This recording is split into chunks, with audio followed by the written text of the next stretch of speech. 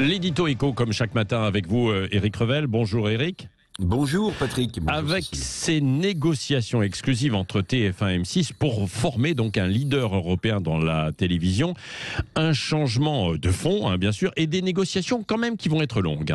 Oui, alors les négociations, vous avez raison, vont être longues. On va y revenir notamment sur le volet publicitaire, mais sur l'idée de base, sur la stratégie, on la doit à trois hommes. Le patron allemand de Bertelsmann, qui est majoritaire chez M6 et RTL, le patron de M6 actuel, Nicolas de Taverneau, et puis Martin Bouygues, bien sûr, qui a voulu ce rapprochement. Alors le constat, il est très simple, on va le comprendre, on va le partager.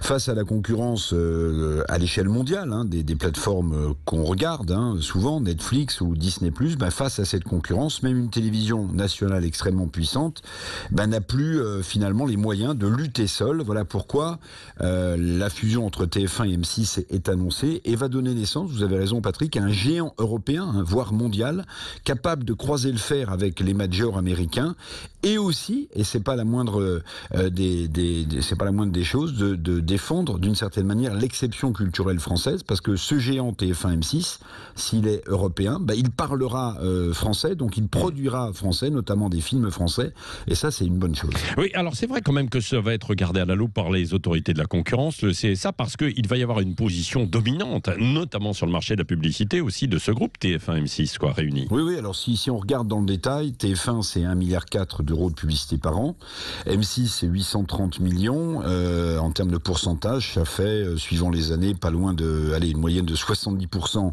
du marché de la pub français, donc c'est très important. Mais il va falloir que les autorités réfléchissent, parce qu'il va falloir trouver des solutions, parce que ce nouveau groupe doit avoir, à mon sens, les moyens de ses ambitions. La consolidation de la télévision, elle est annoncée un peu partout dans le monde. Tenez, Patrick, prenez le marché américain, qui est le premier marché mondial de la télévision. Il y a quelques jours, a été annoncé le mariage entre deux géants aussi, Warner Media et Discovery. Donc il va bien falloir que les autorités regardent dans le détail.